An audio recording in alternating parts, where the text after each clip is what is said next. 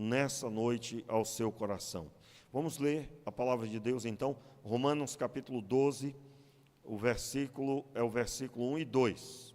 Diz assim a palavra: portanto, rogo-vos, irmãos, pela compaixão de Deus, que apresenteis os vossos corpos como sacrifício vivo, santo e agradável a Deus, que é o vosso culto racional. E não vos conformeis com este mundo, vamos ler juntos? E não vos conformeis com este mundo, mas transformai-vos pela renovação do vosso entendimento, para que experimenteis qual seja a boa, agradável e perfeita vontade de Deus. Vamos ler na tela, na tradução NAA. E não vivam conforme os padrões deste mundo, mas deixem que Deus transforme pela renovação da mente, para que possam experimentar qual é a boa, agradável e perfeita vontade de Deus. Vamos orar? Meu Pai, nos abençoe, Senhor, com o entendimento da Tua palavra, de forma tal que cause em nós transformação.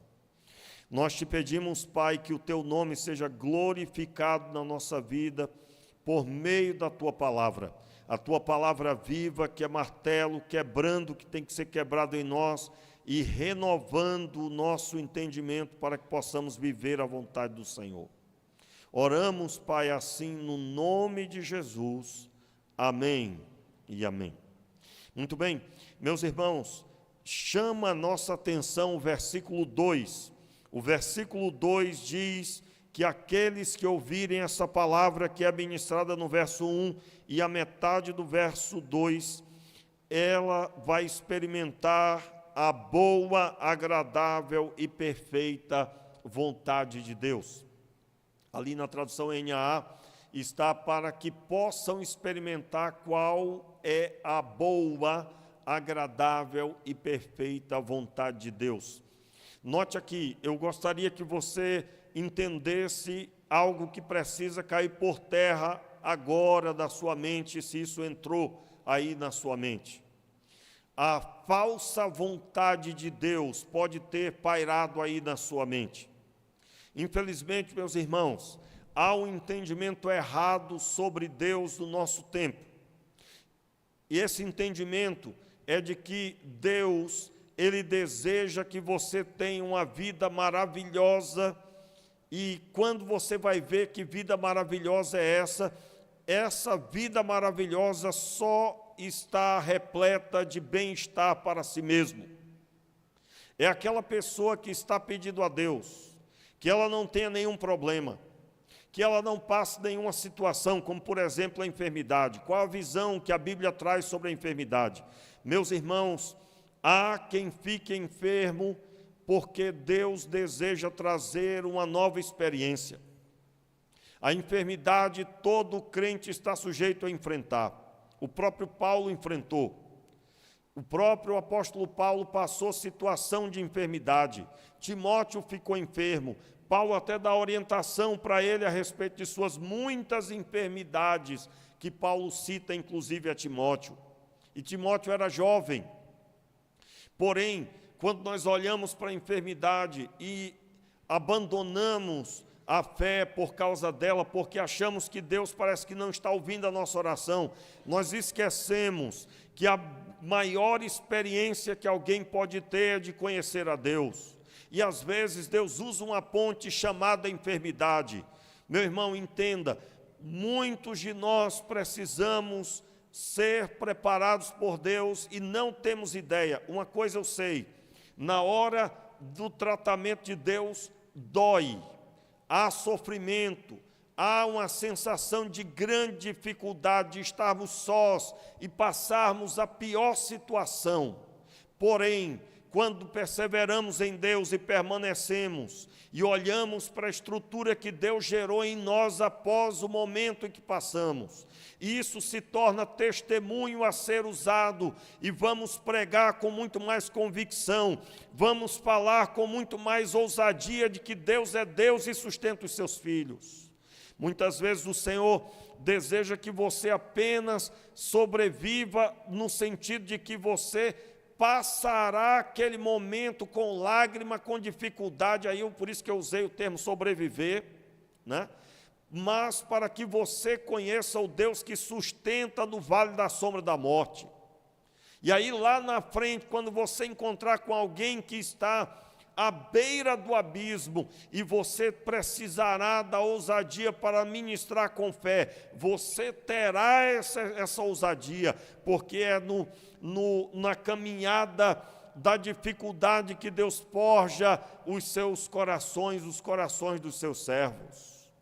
Meus irmãos, a falsa vontade de Deus é aquele entendimento de quem está vindo para a vigília porque não quer ter nenhuma luta, não quer passar nenhuma dificuldade, está orando para não ficar desempregado, está orando para não ter nenhuma dor de cabeça, está orando para que nada sobrevenha de mal sobre sua casa. Entenda, nós não temos que nos preocupar com o que vai nos acontecer, porque a nossa vida está na luz como Ele na luz está. Portanto, nós somos propriedade de Deus e tudo que acontece conosco absolutamente está debaixo do cuidado do Senhor. Mas há quem entenda que a vontade de Deus é o proporcionado melhor dessa terra. Talvez você já ouviu até alguém pregar assim pela internet. Olha, Deus quer que você coma o melhor dessa terra, e você vai pesquisar, você vai descobrir que a doutrina que é pregada ali é uma doutrina que diz que servo de Deus, ele vai viver o melhor que essa terra pode oferecer. E não é isso que a Bíblia diz que realmente será a vida do crente. Primeiro, a vida de um crente não é para viver para si mesmo, ele deve viver agora para abençoar pessoas. E quando nós entendemos que Deus deseja, entre aspas, que Deus deseja que nós sejamos abençoados de forma tal que sempre estejamos bem, sempre tenhamos segurança, absolutamente, nós não poderemos esperar da parte do Senhor com tal oferta, tal proporção. Não poderemos esperar, porque Ele não prometeu isso. Ele prometeu que, ainda que andemos pelo vale da sombra da morte, não temeremos mal algum, porque a vara e o cajado de Deus nos consolam. E a palavra diz consolam, porque o sentido da vara e do cajado é o sentido que satisfaz o grande alvo de Deus, que é a ovelha permanecer livre do mal. Então, quando nós pensamos e destruímos a falsa vontade de Deus, pensamos, então, qual é a verdadeira vontade de Deus? E eu quero começar lendo com você o texto de Mateus, capítulo 22, abra aí a sua Bíblia. Mateus, capítulo 22, Mateus, capítulo 22, e nós vamos encontrar a citação da vontade de Deus. Mateus, capítulo 22, o versículo 34. Note, aí há uma passagem onde Jesus confronta uma situação, e ele fala sobre a vontade de Deus. Diz o texto, verso 34 do capítulo 22. Quando os fariseus ouviram que ele fizera emudecer os saduceus, reuniram-se no mesmo lugar. Um deles, doutor da lei, interrogou-o para o testar. Mestre, qual é o grande mandamento na lei? Respondeu Jesus: amará o Senhor teu Deus de todo o teu coração, de toda a tua alma e de todo o teu entendimento. Verso 38. Este é o primeiro e grande mandamento. Repita, este é o primeiro e o grande mandamento. O segundo, semelhante a este, é: amarás o teu próximo como a ti mesmo. Note, destes dois mandamentos dependem toda a lei e os profetas. Desses dois mandamentos dependem toda a lei e os profetas. Vamos ler aqui na NAA. Destes dois mandamentos dependem, mesma coisa, né? Toda a lei e os profetas. O que significa esse versículo? toda a lei e os profetas se rendiam ao mesmo objetivo: amar a Deus e amar o próximo. Vamos compreender melhor isso. Vamos olhar lá para Gênesis, não é preciso abrir a Bíblia. Qual é o assunto de Gênesis capítulo 1? Deus tendo comunhão com Adão e Eva. E a família abençoada, crescei-vos e multiplicai-vos. Esse é o assunto de Gênesis 1 e 2. Deus constituindo a família e na sua presença. Muito bem, o capítulo 3, então, acontece o quê? Eles cometem pecado. E agora nós temos a lanterna na mão para entender a Bíblia. Entenda, tudo o que acontece depois visa uma única coisa: restaurar a família. E essa família restaurada, ela precisa estar valorizando o casamento e automaticamente os filhos, pois no mesmo texto de capítulo 2, no final, está escrito: deixará o homem seu pai e sua mãe, unir-se-á a sua mulher, e ambos serão uma só carne. Você encontra na passagem os pais e os filhos e a reprodução da constituição familiar, que é a célula máter de toda a sociedade sadia. Portanto, tudo que a Bíblia aponta, vai apontar para a restauração do que foi quebrado. Então, quais são os maiores assuntos da Bíblia?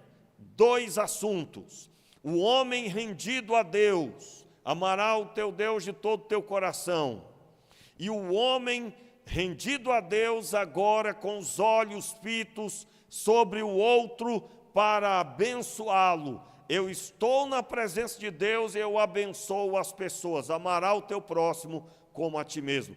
Próximo no texto significa vizinho, pessoa que está próximo de você.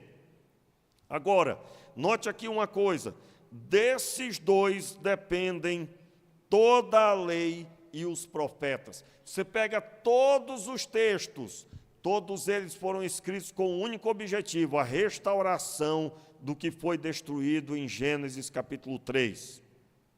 Então, meus irmãos, qual é a vontade de Deus? Que os homens sejam salvos, que as pessoas sejam salvas. E sendo salvas, trabalhem para que outros sejam salvos. Aí eu tenho aqui o que eu digo, né, sempre, que é o que eu repito sempre, né? Qual é o grande alvo de Deus? Qual foi o grande alvo de Deus na sua vida? Salvar você. Qual é o segundo grande alvo de Deus? Usar você para a salvação de outras pessoas. Amará o próximo como a ti mesmo. Quando salvou você, está automaticamente restaurado amar a Deus sobre todas as coisas. Por quê? Porque em Cristo Jesus você entendeu o que é obediência. O filho obedeceu o pai até a morte, morte de cruz. O filho veio porque essa era a vontade do pai. O pai foi glorificado no filho. Nós nos prostramos e nos rendemos diante dessa figura que Deus nos revelou em Cristo Jesus. A obediência. E o nosso coração ainda, ele restaurado, já restaurado pelo novo nascimento, ele nos dá a capacidade de vivermos o projeto do Senhor. Então, a vontade de Deus que nós vamos viver, meus irmãos, ela caminha dentro dessa realidade que nós estamos vendo na Bíblia. Agora, note aqui, por que é que tantos lugares tendem a ser lugares cheios? Porque a promessa de que você terá uma vida farta e terá o melhor desta terra e o melhor para o seu desfrute, e eu quero deixar claro, meus irmãos, não há nada contra ter o melhor da terra. Se Deus quiser te dar bonança e riqueza, glória a Deus, que coisa boa. Diga amém aí, meu irmão. Fruto do seu trabalho, fruto do que Deus está abençoando você. Não há nenhum pecado em ter riqueza, absolutamente. Toda vez que você vê seu irmão prosperar, você diga um glória a Deus e aleluia. E se você ouvir alguém falando o contrário, diga misericórdia. E olha que tem gente que às vezes não se alegra não, viu? Toda vez que seu irmão prosperar, glorifique a Deus. É da vontade de Deus que você prospere, sim, mas não é uma busca única. Eu não posso estar diante de Deus pelo que Ele vai me dar. Eu não posso estar diante de Deus como que alguém que quer ficar na beira de uma praia, numa rede, e vem o garçom e todo mundo me servir com comida e eu não faço nada, absolutamente nada, só desfrute, só desfrute. Isso não existe na Bíblia. Não existe. E aí eu considero que muitos até se desviam. Por quê? Porque não conseguem contemplar essa realidade que Deus não promete. Não prometeu na Bíblia. E aí ficam frustrados e acabam abandonando. Entenda, a outra mensagem que é esta, qual é o grande chamado de Deus? Restaurar o relacionamento com você. E após essa restauração, você agora pleno, apto para ser bênção na vida das pessoas. Isso significa, e eu creio que quando você ouviu essa fala, você percebeu a sensação do que ela carrega. Ela carrega a vontade de arregaçar as mangas para trabalhar. Porque buscar a Deus, meus irmãos, terá que demandar esforço, dedicação, renúncia. E abençoar as pessoas da mesma forma, porque muitas vezes vamos abençoar alguém que absolutamente não merece mesmo. E isso tudo na semelhança do que nós fomos abençoados, porque nós não merecíamos também, não merecíamos, complete aí. Não merecíamos. É ou não é verdade? Iam passar a noite toda dizendo não merecíamos e ainda era pouco. Que não merecíamos mesmo. Mas por sua graça, Ele deu o seu Filho, e na vitória do Filho, nós fomos agraciados, porque por segui-lo, Ele concede a todo aquele que crê nele e que o segue de todo o coração. Então, o que é que falta ao nosso coração? Abra sua Bíblia aí, 1 Tessalonicenses capítulo 4, o versículo é o verso 3, diz assim a palavra: esta é a vontade de Deus para a vossa santificação, que vos abstenhais da prostituição. Muito bem, observe, na tradução NAA, vamos ler de novo: pois a vontade de Deus é a santificação de vocês. Aí ele vai explicar qual é essa santificação. Em outras palavras, que todos nós tenhamos a pureza diante de Deus, de buscar a santidade. E aquilo que mais macula o ser humano é a imoralidade sexual. E aí, é claro, Paulo está tratando isso aí no texto. A minha ênfase é, pois a vontade de Deus é a santificação de vocês. Depois é só uma explicação em que parte é essa santificação. Texto excelente, aconselho lê-lo depois. Agora, abra sua Bíblia aí em 1 João, rapidamente. 1 João, no capítulo 3. 1 João, capítulo 3. Muito bem. 1 João, capítulo 3.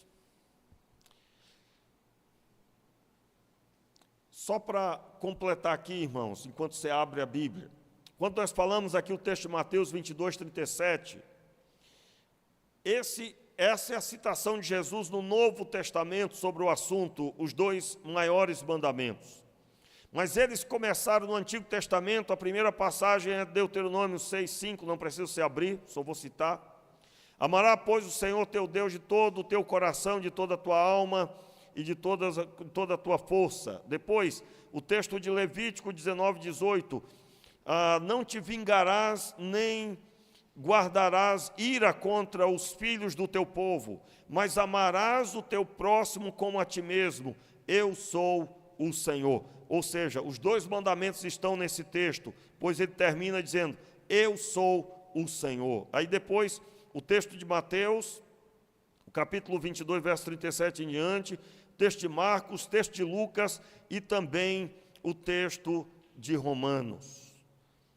O texto de Romanos, no capítulo 13, também cita tal passagem a respeito do amor necessário ao próximo e a Deus. Porém, agora, o texto de 1 João, no capítulo 3, o texto diz assim, o verso 1: Vede quão grande amor que nos concedeu o Pai, que fôssemos chamados filhos de Deus, e somos mesmos seus filhos. O mundo não nos conhece porque não o conheceu.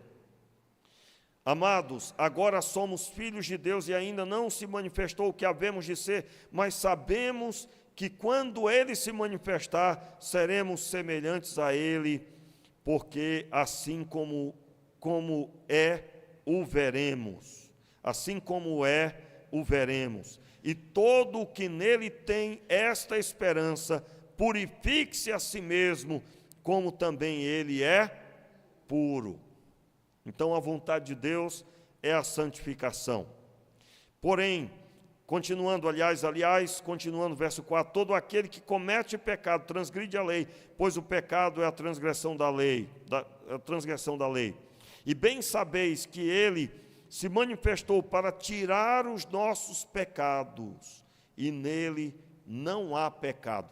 Note aqui, antes de continuar, eu estava falando que lá no princípio, o grande propósito de Deus é a restauração do que foi destruído. O pecado entrou, quebrou o relacionamento do homem com Deus, e Deus vem restaurá-lo. Por isso que os 2 maiores mandamentos citados aqui, eles visam a essa restauração.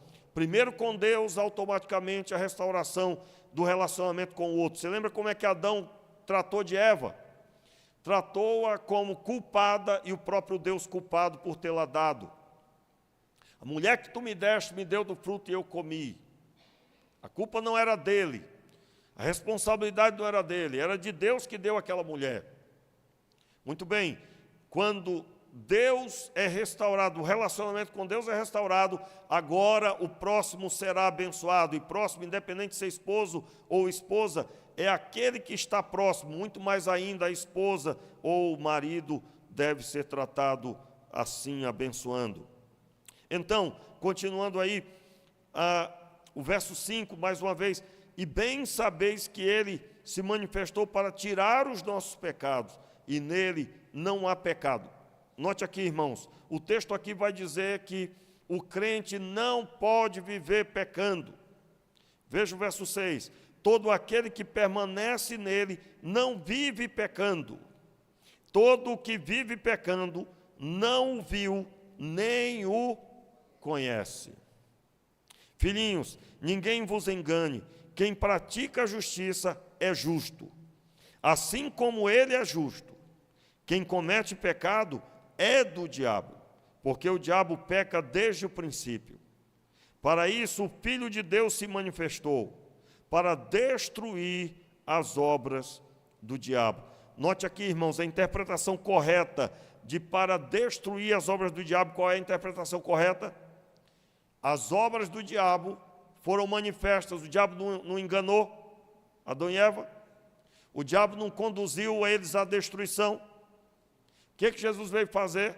Ele veio destruir essas obras. E em outras palavras, a Bíblia está dizendo: você tem plena capacidade de andar sem pecar. O pecado tem que ser um acidente.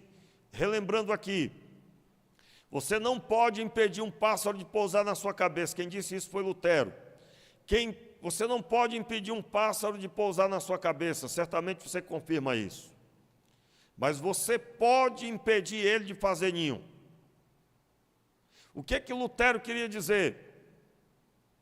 O pensamento de fazer o mal pode até bater aí na sua mente, mas você pode expulsá-lo, pode estrangulá-lo, pode retirá-lo em nome de Jesus. Dependendo do que aconteça, você vai logo dizendo: Senhor, tem misericórdia, está repreendido da minha vida. E aí já declara a palavra de Deus sobre você, sobre suas atitudes.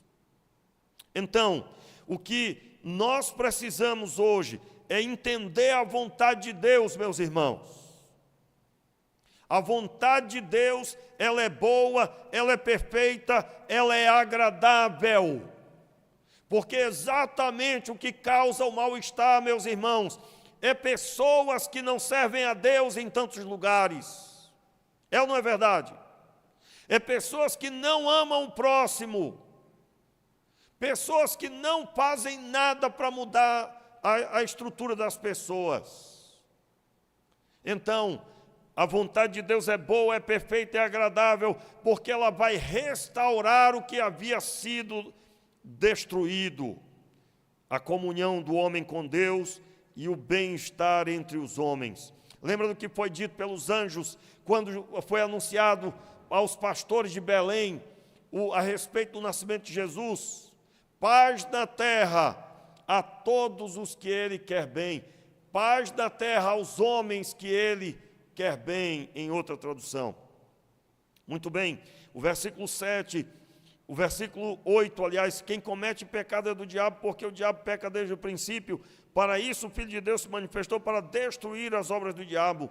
Aquele que é nascido de Deus não vive na prática do pecado, porque se a semente de Deus... Desculpa, irmãos, vamos do início de novo. Estou lendo tão rápido, né? Aquele que é nascido de Deus não vive na prática do pecado, porque a semente de Deus permanece nele. Não pode continuar pecando, porque é nascido de Deus. Olha aqui, irmãos, em nome de Jesus, está repreendido em nome de Jesus todo espírito maligno que tenta torcer aqui as minhas palavras. Como assim? Meus irmãos, o que tem de gente numa hora dessa, eu não estou dizendo baseado em alguém que me falou isso não, estou falando espiritualmente dentro da convicção que Deus me traz aqui agora. Nesse exato momento, um dos interesses das trevas é que você ouça assim: aqui não pode cometer nenhum erro. Desculpe aí a minha cara, né? Mas é bem a mente de quem está dando lugar. Em nome de Jesus, você está debaixo do mover do Espírito Santo. Amém, meu irmão? Você não dará lugar para um entendimento errado. Quero deixar claro, a Bíblia está dizendo claramente que o alvo de Deus não é que o crente viva uma vida que o pecado é comum. E pastor, conheço um monte que não tem testemunho nenhum, fala palavrão, só fala coisa com coisa, só fala asneira. Meu irmão, essa pessoa talvez nunca se converteu. Porque o crente que tem o Espírito Santo, ele pode até cometer pecado, mas ele não consegue permanecer no pecado. Por quê? Por causa da presença do Espírito Santo. Pastor, mas então ninguém peca mais. E Davi, pastor, que pecou, cometeu adultério, está lá na restauração de Davi, ele foi confrontado por Deus. E na restauração dele, no Salmo 51, ele pede a restauração do Espírito Santo, da presença do Espírito Santo, como que dizendo isso, e ele pede que Deus restaure a alegria da salvação. Você pode até estar apagado, pode até estar esmurecido espiritualmente, se é que pode dizer assim. Mas eu quero que você entenda, o alvo de Deus é que você caminhe debaixo do poder do Espírito, movido pelo poder do Espírito Santo. Conforme pregamos aqui, o Espírito de Deus está aí para gerar em você vida e paz. O mover do Espírito é que ele deseja gerar em você o fruto do Espírito. Amor, paz, longanimidade, bondade, mansidão, domínio próprio. Contra estas coisas não há lei. Por que não há lei? Porque a lei, ela denuncia o pecado, e a prática do fruto do Espírito é exatamente a vontade de Deus para a conduta do crente. Então, não se deixe enganar. Não se deixe enganar. Como assim? Pastor, ninguém consegue viver assim. Meu irmão, se não fosse assim, a Bíblia não estaria escrita dessa forma. Muito difícil, pastor, meu irmão, a Bíblia está dizendo claramente: se renda Se renda à Escritura. Aquele que é nascido de Deus, verso 9, aquele que é nascido de Deus não vive na prática do pecado, porque a semente de Deus permanece nele. Não pode continuar pecando porque é nascido de Deus. Semente de Deus. A semente, ela carrega o DNA. Você pega uma semente, por exemplo, de qualquer fruto. Se você plantar um pé de manga, não vai nascer uva, meu irmão, porque o DNA ali é de uva ou de manga. Se você planta uma fruta, vai até o fim aquela fruta. O DNA ali é. Então, o que João está dizendo? No que Deus colocou em você, o DNA é de Deus, a semente de Deus. Qual é a semente de Deus que foi plantada em nós? O Espírito Santo, que o nome já diz, Espírito Santo de Deus. Então, o que vai se esperar é atitudes centradas em Deus. Se dermos o lugar para o Espírito Santo, nós teremos atitudes segundo a origem, e a origem é Deus. Nessa noite, meu irmão, em nome de Jesus, entenda a vontade de Deus para a sua vida. Nisto se manifestou os filhos de Deus e os filhos do diabo. Quem não pratica a justiça não é de Deus, nem aquele que não ama o seu irmão. E aí eu encerro. Esta é a mensagem, verso 11. Esta é a mensagem que ouviste desde o princípio, que nos amemos uns aos outros. Note aqui, por que ele não começa dizendo amemos a Deus? Já estava todo mundo restaurado, meu irmão. Isso aqui é uma palavra para a igreja. A igreja foi restaurada na presença do Senhor.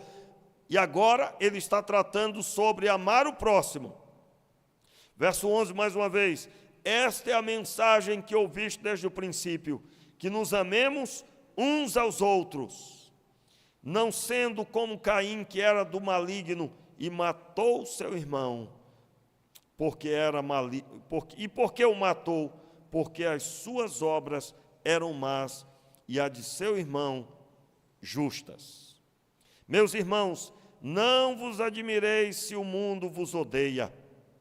Não, nós sabemos que já passamos da morte para a vida, porque amamos os irmãos. Olha o que ele está dizendo, meus irmãos. Porque amamos os irmãos. Quem não ama, permanece na morte. Vamos lembrar aqui um princípio forte aqui. Qual é a interpretação de amor bíblico? Deus amou o mundo de tal maneira que deu o seu Filho. Deus amou e agiu. Não existe amor de palavras. O amor, ele vai gerar atitude para restaurar alguém. Note aí, verso seguinte. Sabemos, aliás, parei aonde? Verso 14. Nós sabemos que já passamos da morte para a vida, porque amamos os irmãos. Quem não ama, permanece na morte. Todo que odeia o seu irmão é homicida. E vós sabeis que nenhum homicida tem a vida eterna permanente em si. Nisto conhecemos o amor, que Cristo deu a sua vida por nós. E devemos dar a nossa vida pelos irmãos. Vamos ficar de pé? Vamos ler juntos aqui na tela. Nisto conhecemos o amor. Vamos repetir? Nisto conhecemos o amor, que Cristo deu a sua vida por nós. Portanto, também nós devemos dar a nossa vida pelos irmãos. Entenda aqui, de pé mesmo como estamos. Como que eu vou fazer isso? Quando você deixa de fazer algo para você, para fazer algo para abençoar alguém. Quando você renuncia talvez o seu sono para levantar um clamor por alguém que Deus colocou no seu coração. Quando você se projeta para ajudar alguém, porque Deus tem ordenado isso do seu coração, especificamente. você está agindo para mudar a história de alguém. Meus irmãos, já contei a minha história aqui, eu sou fruto de 2 amigos meus que se esforçaram para me convidar para vir para o culto. E quase que me escoltaram no dia, né? Então, foi um simples ato aparentemente, mas que causou um efeito. Eu estou aqui até hoje, nunca me desviei, em nome de Jesus. Também não me desviarei jamais. E eu falo isso firmado na graça e na misericórdia do Senhor, não na força do meu braço. Nisto conhecemos o amor que Cristo nos deu a sua vida por nós.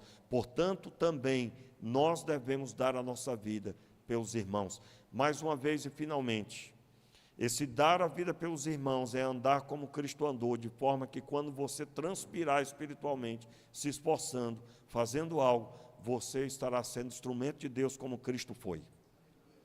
Então eu quero deixar claro, essa mensagem é uma mensagem que nos fala que devemos arregaçar as nossas mangas espiritualmente. Essa mensagem fala que você vai obter êxito na sua vida se você fizer conforme o Senhor ordenou. Você tem alguma dificuldade com alguém, você não consegue gostar, meu irmão? Preste atenção, Deus não gostava de nenhuma das nossas atitudes, mas via o valor das nossas vidas, porque fomos feitos por Ele. Sabe o que você tem que fazer? Você tem que mudar a visão que você tem das pessoas. Essa pessoa que te feriu, que te magoou, que te fez mal, pare de olhar para os atos que ela fez e lembre que ela foi criada à imagem e semelhança de Deus. E entenda, você pode se sentir incomodado com as pessoas, mas maior é a obra que Deus te chamou para fazer, e você será um instrumento nas mãos dEle. Saiba, há muitas pessoas que se converteram porque alguém renunciou a si mesmo e se deu como Cristo se deu por nós. E é essa obra que Deus tem nos chamado. Essa é a mensagem dessa noite. A perfeita, boa, perfeita e agradável vontade de Deus é que nos rendamos ao Senhor e que sejamos instrumento nas mãos dEle para as pessoas. Feche os seus olhos e se entregue ao Pai nessa hora. Meu Deus, em nome de Jesus, nós oramos agora, Pai, em primeiro lugar, nos arrependendo de todos os nossos pecados, pecados cometidos, Senhor, dando desculpas, dando explicações a nós mesmos e diante de Ti. Pai, nos arrependemos de toda desculpa, de toda justificativa própria, tudo quanto não é obediência, nos arrependemos. E pedimos, Pai, receba as nossas vidas e usa-nos, Pai, nesta geração tão necessitada do Teu poder, do Teu amor, da Tua graça. Usa-nos, Pai, e eu oro agora expulsando todo o mal que tem se levantado contra essa igreja, que tem se levantado para matar, roubar e destruir neste rebanho. Eu declaro em nome de Jesus, na autoridade do nome que é sobre todo nome, no nome de Jesus, bata em retirada espíritos malignos que têm buscado destruir pessoas aqui nesse lugar, que têm oprimido pessoas, bata em retirada da vida, da casa, em nome de Jesus. E seja agora o Espírito Santo do Senhor, levante as tuas mãos, seja o Espírito Santo do Senhor, Pai. Eu oro agora para, assim como essas mãos estão erguidas, seja o Teu poder sobre toda a Tua igreja, Pai. Aqueles que já foram contaminados pelo mal, sejam sarados agora em nome de Jesus. Seja a lucidez espiritual, seja o mover do Espírito colocando todas as coisas no seu devido lugar. Seja novamente o sentimento de servir ao Senhor pleno, seja a Tua presença restauradora agora, entrando nessa casa, entrando nesse quarto, entrando nesse estabelecimento comercial, Senhor, dessa pessoa que já não vem há um tempo a esta igreja, que já não vem a esse lugar de reunião, e que quando vem vazio, frio espiritualmente, seja agora alcançada esta pessoa. Pai, eu te peço todo o Teu rebanho reunido, Senhor, em nome de Jesus, e eu arranco agora da boca do leão essa ovelha que estava agora atingida. E eu declaro no nome de Jesus, esta ovelha pertence ao Senhor e ela será restaurada. Seja agora os que estão afastados, desviados, alcançados em nome de Jesus. E aonde eles estiverem agora, seja o Espírito Santo sobre eles, lembrando-os quem eles são para Deus. E eles caindo em si, meu Pai, e dizendo: levantar-me-ei, irei ter com meu Pai. Sim, Deus, eles voltando para a Tua presença, restaurados, abençoados com a maturidade necessária. Pai, nós oramos declarando essa cidade do Senhor Jesus, declaramos esse bairro abençoado, declaramos as nossas vidas, Pai, propriedade do Senhor. Sim, meu Deus, para a glória de Deus Pai, em nome de Jesus.